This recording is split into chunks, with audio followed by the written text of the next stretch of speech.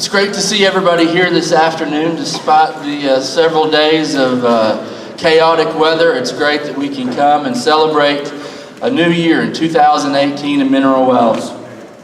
Before we begin with our programs, I would like to take a moment and welcome and acknowledge some special people with us today. First of all, we'd like to welcome our current elected officials and their representatives, starting with Diane Williams from U.S. Congressman Mike Conaway's office. Texas State Senator Craig Estes is here. Christy Burnett, District Attorney. County Clerk Jeanette Green. Mayor Mike Allen. Mayor Pro Tem Tammy Underwood. Councilman Gerald Tomlin. Brian Shoemaker. Councilwoman Reagan Johnson. And Councilman Doyle Light. Give them a round of applause, and we appreciate them being here today.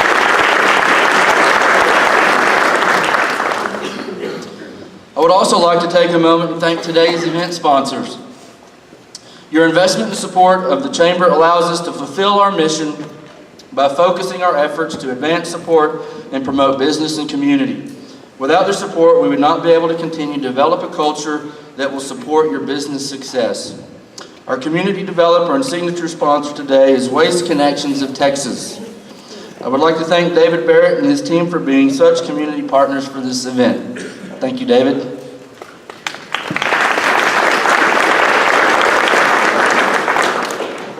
Our community champions this year are Diamonds Pharmacy and Jack Powell Ford, who I'd like to point out just recently celebrated 40 years of business in Mineral Wells. Congratulations.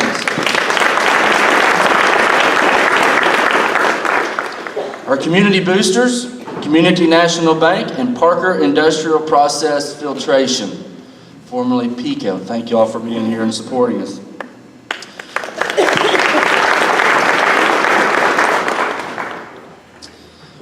We're going to move real quick today. We know people got to get back to work, but we've got lots of good information today.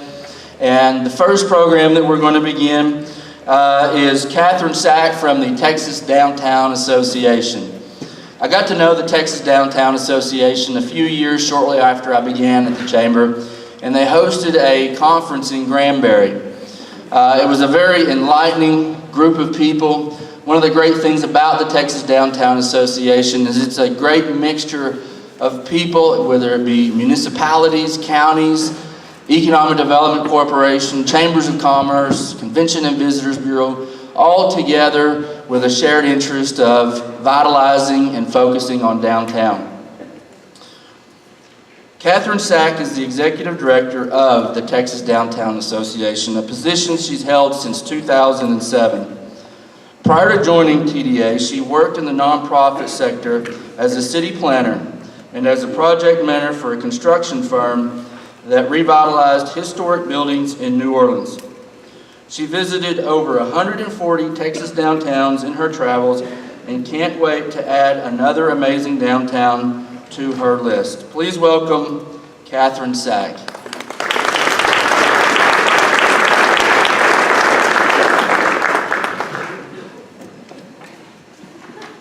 Hi, everybody. I'm really excited about being here today with all of you and back in Mineral Wells. Fix this a little bit.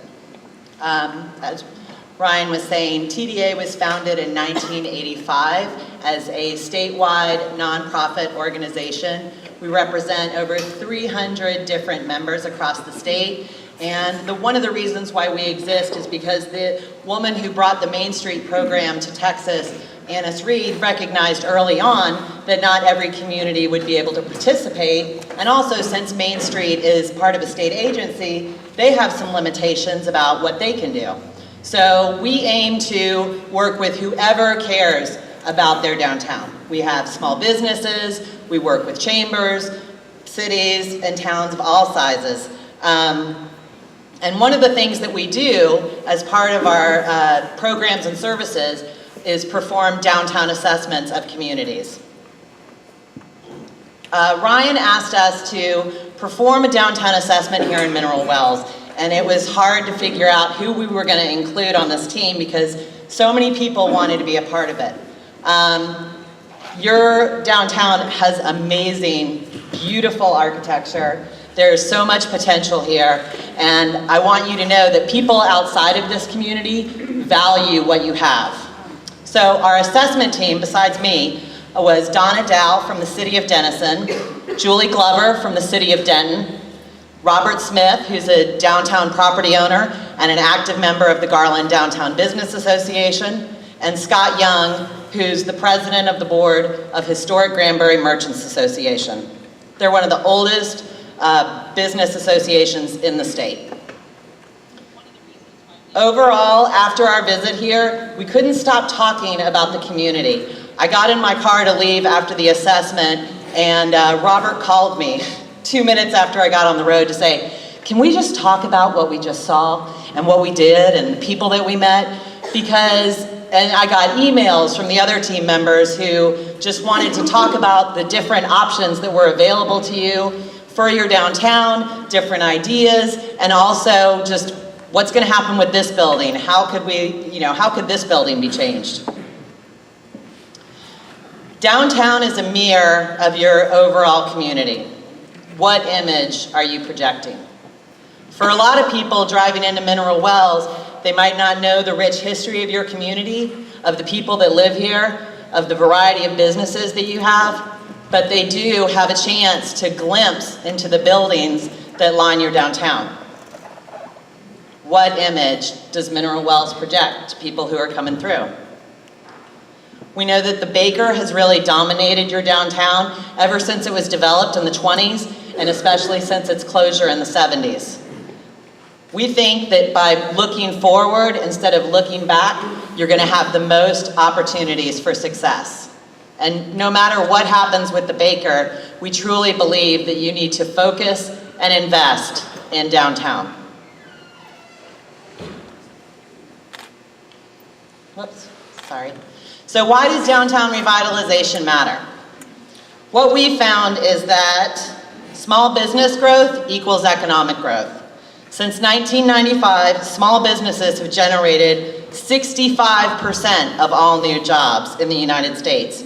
And since 1990, 8 million jobs have been created by small business, and over that same time, 4 million jobs have been lost by larger industries to outsourcing, moving overseas, and technology. Not to mention that for every dollar spent in a local business, 68 cents stays in your community. When compared to a chain, that figure drops to 43 cents per dollar.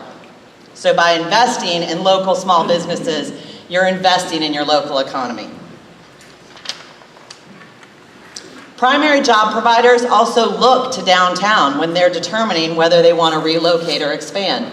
A number of our communities have heard from corporations that have ended up in their communities that one of the reasons why they wanted to be there was because of their downtown. The one that always comes to mind is the Caterpillar expansion in Seguin, probably about 10 years ago. They specifically cited the downtown as one of the major reasons why they selected Seguin for the expansion. Finally, people want to be downtown. Think of the communities that you like to go to, the places you go on vacation, maybe not the beach or the mountains, but if you go to a city, you want to go to that downtown because that tends to be the center of what's happening. That's where you find the best food, the best entertainment, the best architecture. It just makes sense to invest in your downtown as a way to attract not only visitors, but also residents. So I'm going to review some of the goals that we've put forth for what we're recommending, and I'm just going to review some of them during this next section. Whoops, I think I missed one. So the first one, downtown cleanup. Even a basic cleanup can make a big difference. The City of Denison started Operation Increase Occupancy a few years ago as a way to generate efforts for cleaning up downtown. They started with really basic stuff, cleaning windows, pulling weeds, picking up trash. It didn't cost a lot of money, it didn't require a lot of time, but it did allow them to bring all the different groups that were interested in downtown together under one umbrella to work towards a common goal. So these things don't have to be a huge undertaking that require a lot of resources, other than you do have to coordinate your volunteers, and we always know that can be a huge challenge. But you also have energetic young people who are looking for ways to contribute and are the future leaders for your community.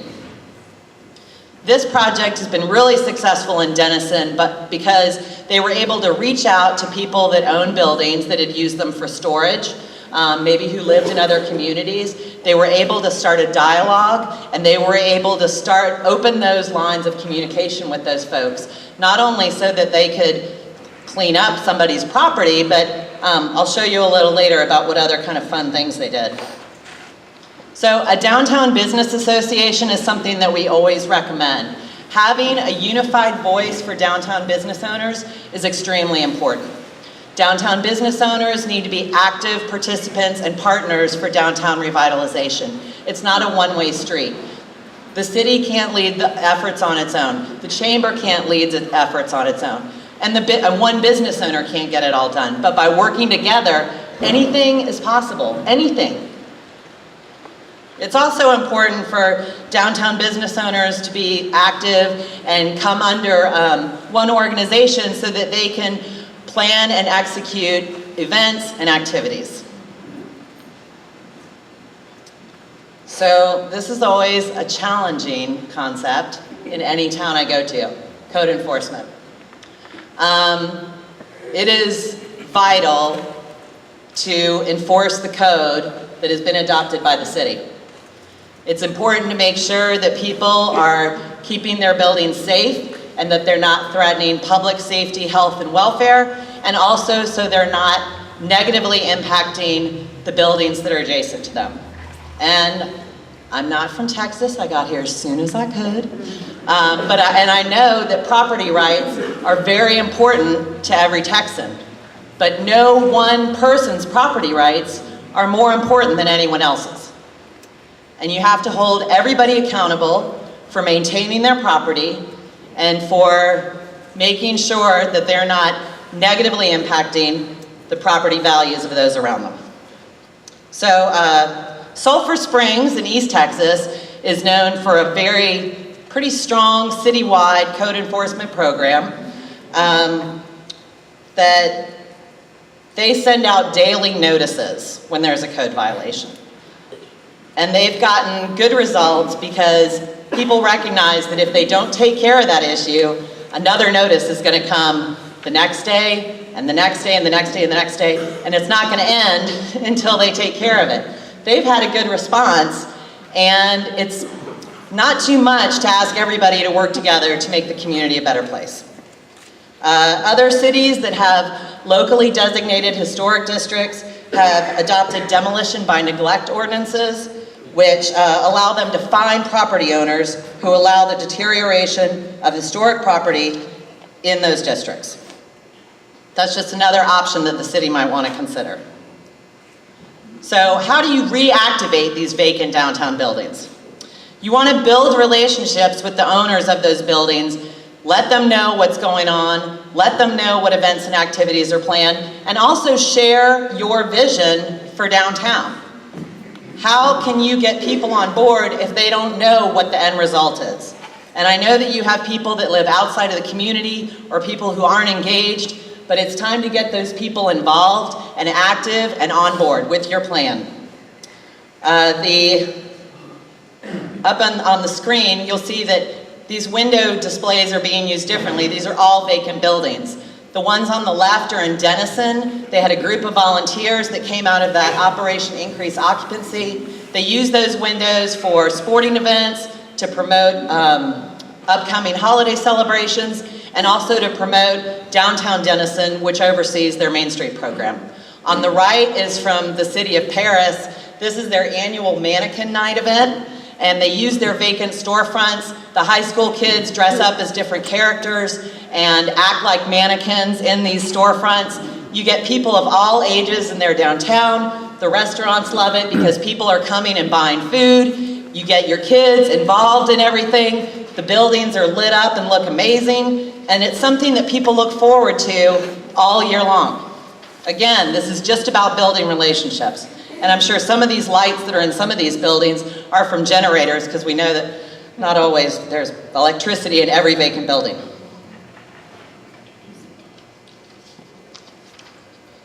So we really think that establishing a formal downtown district, we know that there's the Heritage Overlay District that's been set up, but it has not yet been applied to any specific area, is that right? So we think that having a designated downtown district is going to be important moving forward so you can focus your efforts in a specific area. And I just was general when I made that map, but we would suggest focusing on the core of downtown first, and then later on you can always expand those efforts once you have more resources, more volunteers, more people on board. Modify permitted uses. When we came through for the assessment, we were told that downtown, a use for downtown farmers market does not exist currently. And that's something that we've seen across the state that have really contributed to a lot of excitement. You bring people downtown on a regular basis. You're supporting local producers. You can include local artists or other locally made products. You may end up transitioning some of those vendors into brick and mortar locations. Also on the right is a utility alley in Mount Pleasant that's been converted from being a place where people kept their trash into an active gathering space. It has a small stage you can see on the upper right. So they've got live music, they put up tables, they set up heaters, put up lights. This was a low-cost project. But you can see it's full, and it's always full, because people wanted some place to go downtown where they could just hang out with their friends. And by activating this space, there are businesses that exit into that alley that now have new entrances and new ways to engage with their customers, because they can say, hey, if you want to eat outside, it's a nice day, there's tables right out there, enjoy yourself. And that's the type of place where visitors want to go and where residents want to be. And that's the greatest combination, because you want those groups mixing. As a tourist, when I move around Texas, I don't want to go where the tourists are, I want to go where the locals are. And that's the way most people feel. People tell me that you don't want to ask people what they want because you're not going to be able to deliver it. But I don't think that's true. And I think the way that you engage people for your downtown is ask them what they want. Ask all of you, what do you think should be down there? I know people said, oh, we want to bring the experts in, but the only thing I'm an expert about is a whole lot of other stuff. I'm not an expert on mineral wells, you are. What do you want to see in your downtown? What kind of businesses do you want? What kind of activities do you want to see down there? What kind of events would you come to? And what events would your kids come to? Because they are the next generation. And what we heard is that a lot of the kids graduate high school, they leave, and they don't come back. And that's not sustainable. Give the kids something to look forward to and some ways that they can make their lives here if they choose to. Should also survey your businesses. Find out what their challenges are. Find out what's holding them back from expanding, what's holding them back from having regular hours. Work with them. And then you've got communication. Social media is a blessing and a cursing these days, right? You can open up Facebook, you can get 4 different sides of any story, and one of them might be half true. And that's the one that everybody jumps on. And that's the one that everybody repeats. So we really believe that having social media channels just for downtown mineral wells would benefit downtown in the long run and would give you an opportunity to share positive messages, ideas from other communities, and to set the tone for discussions moving forward. Also, email. We know everybody's email inboxes are full, but you can make short messages that go out that are sharing a good message and that are sharing information. Be transparent. Tell people what you want to do. Tell them how they can help. Give them ways to help. And public meetings. I know everybody's like, oh God, not another meeting. I have PTA, I have this one, I have this one. Bring people together in small groups. Get people together at a coffee shop just for an hour and start having conversations. Build the relationships that you need to build in order to move forward. Downtown events. So we heard everybody loved Mary Wells. So much positive feedback from the business owners, from the people that we talked to. They love the event. And downtown would benefit from having more fun stuff to do. Because right now, there's not a lot of fun down there. Sorry. There's a couple different things that you can start. You can start with small events that don't have to take up a lot of time, don't have to take up a lot of resources, but bring people downtown and get them used to that idea. So on the left is a picture from the city of Waxahachie. They have this series every summer called Trucks and Tunes. They invite a bunch of food trucks, they get some live music, and it's a party downtown. It's family friendly. You bring in businesses, maybe generate some new business development here in Mineral Wells, and everybody has a good time together in the heat. I mean, what else are you gonna do? Sit in the air conditioning? You can't do that all summer. The other thing, the one on the right, is Austin, 6th Street. I guarantee you've never seen Austin 6th Street look like that. People actually look sober and clean. This happens once a year. Has anybody heard of a flash mob? So you've seen the things online where a group comes in and dance or does a performance. They call this a splash mob. They invite anybody to this intersection, 6th and Trinity. It's closed down for a few hours. People bring water guns, water balloons. You just go down there and get wet when it's really hot. That costs nothing. Poston Square over there, shut the streets down, get everybody out there and have a blast. It's generating excitement, it's bringing people to downtown, it's letting people have fun and blow off some steam. And you can see there's people of all ages out there. Those are the events just getting started. We've got some ideas for what you do down the road. So mid-range goals. Evaluate the programs that are currently in place. The city, the chamber, all the different local partners really need to look at what kind of opportunities are available to not necessarily give public money away, but to figure out how it's working. Right now, the city, the chamber collects the hotel occupancy tax from your lodging partners. And that money has to be used for specific reasons. It can't be used for everything, but it can be used for public art, and it can be used for preservation. In addition to promoting your lodging partners so you get more people to come to Mineral Wells and stay in the hotel. So look at what opportunities with that money might be used for different things. Economic development incentives. There's many different ways. It doesn't have to be huge grants, and there has to be a process for people to apply for this funding, and you have to monitor it, and you have to make sure that it's used correctly. But if it has a good return on investment, it can be helpful to have cash grants, a revolving loan fund, or a low interest loan that can help generate capital for those small businesses that you want in your downtown. And eventually, you might be able to expand those to other parts of the city as well. A couple different communities have done rental reimbursement programs. The city of Taylor did one. It was over a 6-month period. They filled their downtown. Granted, they also went back and made sure that those businesses that got those public funds, that they maintained specific hours, specific days open, and they had to stay open. I think they ended up changing it so it was a reimbursement grant, and the city of Sherman did something similar. But that business had to be open for a year before they were eligible to apply for a reimbursement.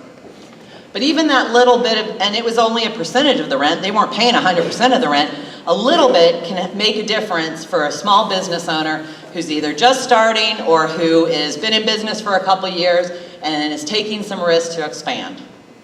Finally, streamline the permitting. That doesn't have to cost the city anything, and cutting time off between the time that a business, gets into a building and opens that door can make a huge difference.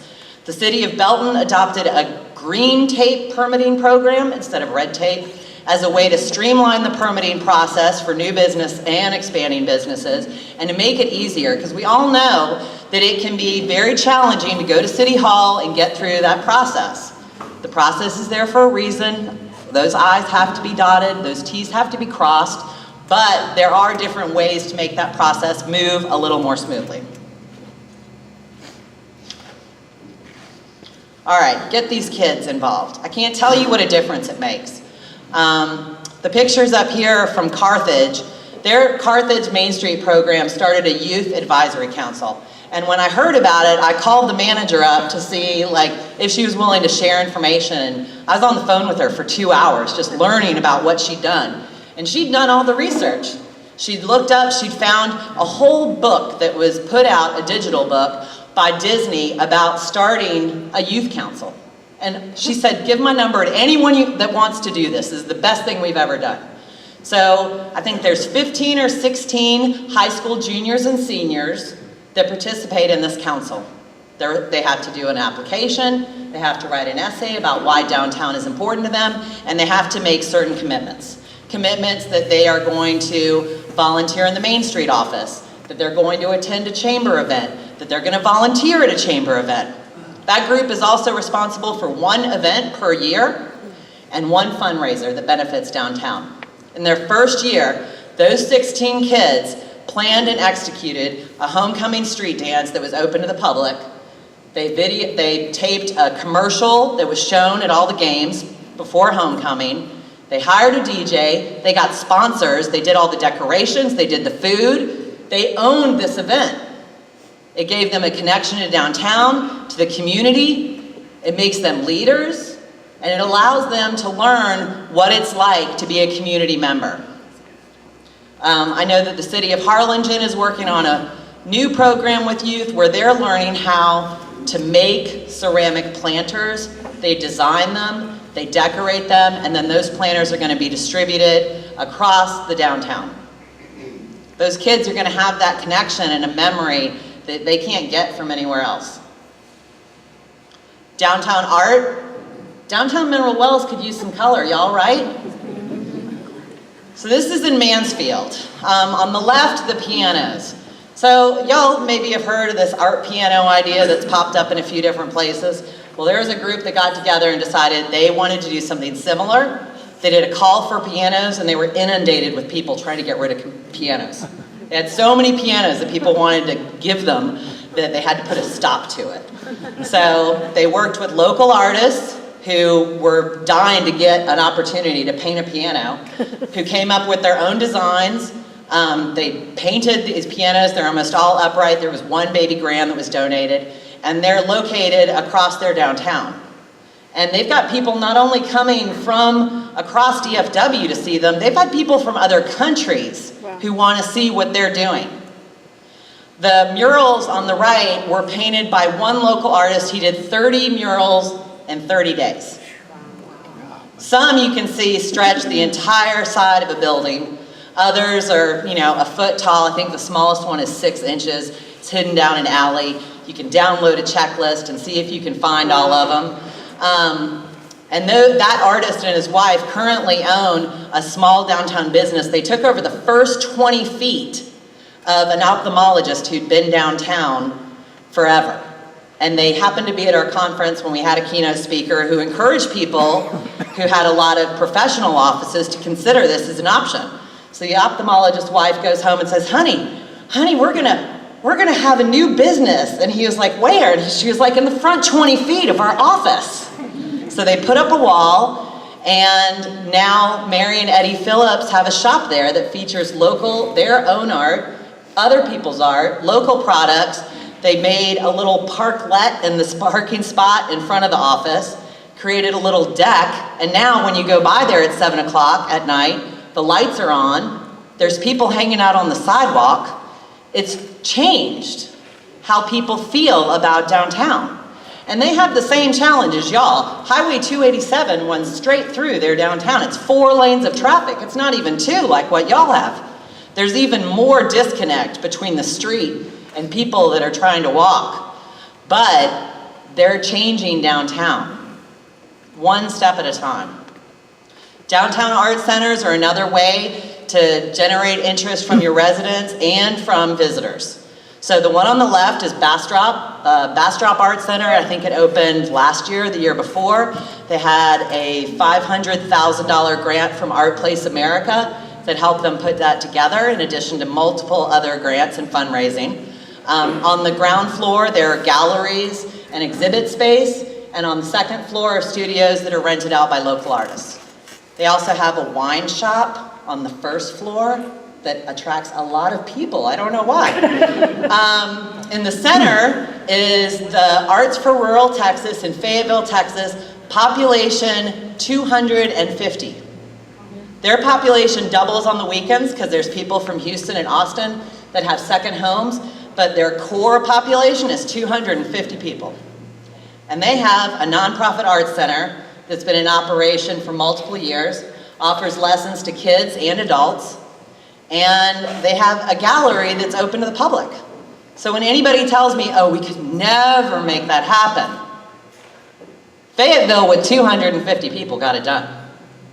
How can you can't say that it's not possible. The one on the upper right is Tyler. That's Gallery Main Street. That is a city-owned gallery. On the other half of that building is their Main Street program. They have a group of volunteer artists who manage that gallery, who serve as the jury for exhibits that come in, and they also use the space for events. That kind of investment has brought a whole new group of people to downtown Tyler and new investment. Downtown pop-ups is everybody familiar with what pop-ups are? So pop-ups are like short-term businesses. So you could set them up in a tent, you could set them up at a vacant building, you could set them up in the middle of a park.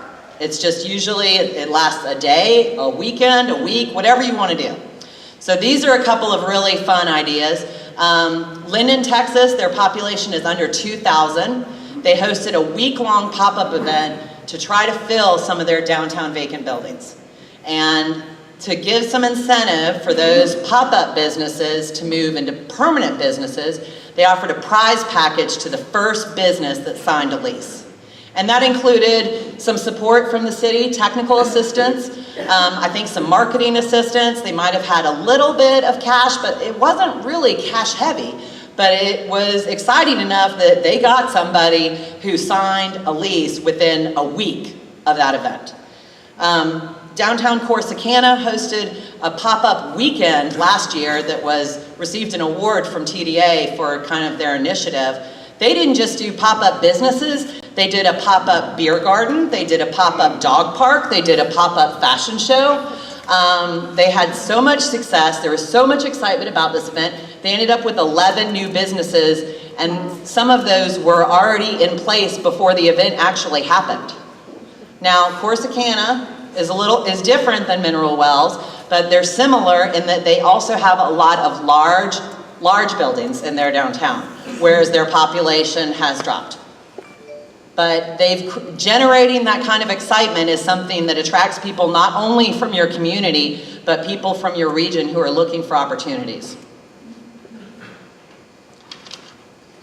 Road trip, people.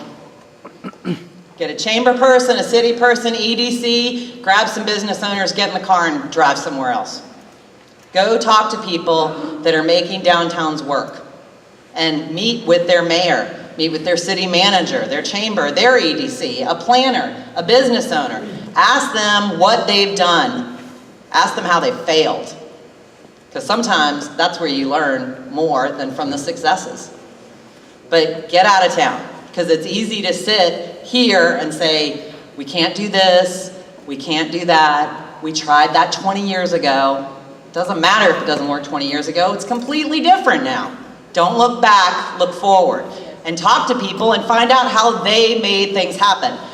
Our folks, I hear this all the time about TDA members, y'all aren't like some people that don't want to share things. We want to give you too much information. We're going to give you all the personal details, whether you want them or not. Look to other spa towns. Who's been to Eureka Springs, Arkansas? It's a beautiful small town. Also a former spa town. Hot Springs, Arkansas. Obviously, y'all have that connection with them with the hotel.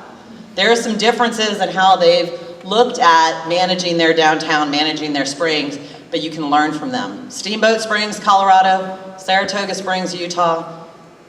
It doesn't matter if they're in different states, they're facing the same challenges y'all have, and if they aren't doing them now, they faced them 10, 20 years ago, and they might have some ideas about how to get over the hump. And also, if anybody wants to put together a group for Mineral Wells, totally willing to go, and we could do a big road trip all these places. Long-range goals. Keep calm, take me to your leader. Who is the leader for downtown? You need that person. Preferably a city staff who can be the point person for managing all these crazy ideas and who can bring people together. You need somebody who's good at communicating, who's good at understanding what the limits are and pushing past them. And we think that's really an important long-term goal, is having a paid person. It's hard to make anything work with just volunteers. And you have a lot of different partners. Your county, your city, the chamber, other local organizations. It's helpful to have one person who can pull all those pieces together. You have to move the juvenile probation office out of downtown. I mean, it can stay downtown, but it can't be in that building. I have driven through this town a number of times, and every time I get fooled because I think, oh, it's a retail, I can go in and buy something. But you can't. But you don't know that until you get to the front door and there's a sign that says, Juvenile Probation Office. And you're like, oh, I'm not gonna find a souvenir here. Or if I do, I don't want it. Not a good one. That building should be alive with a business or four. Break it up into small pieces. It's Poston Dry Goods. Come on. And you can move that office to another place in downtown, just not on Oak. We all feel very strongly about that.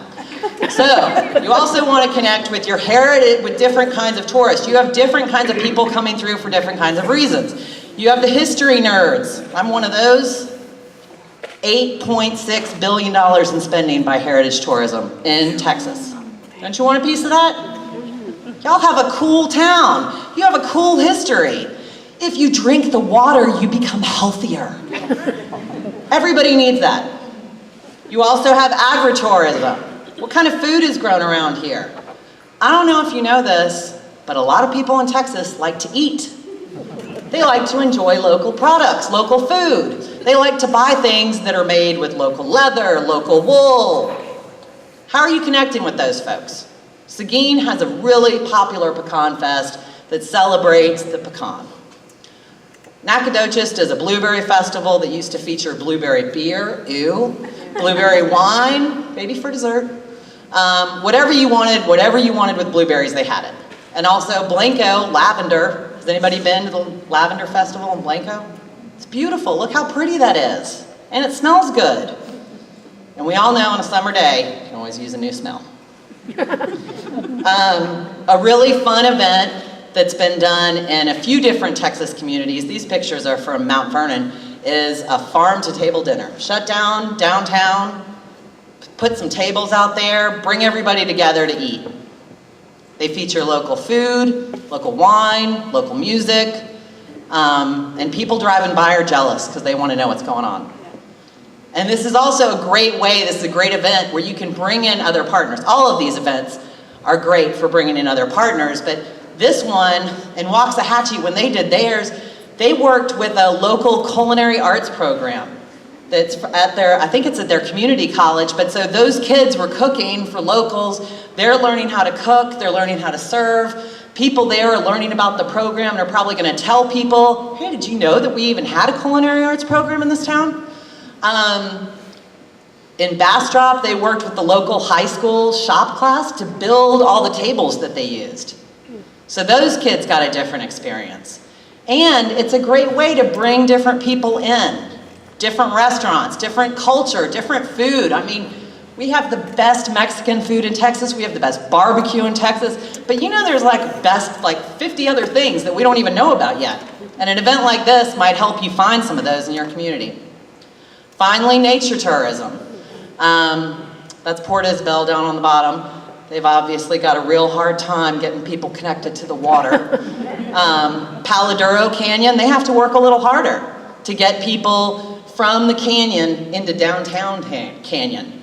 But they've contributed to their downtown revitalization, they have great events, and they have good partnerships that allow them to bring those people when they're all done looking at nature and come downtown and eat something and have a glass of wine.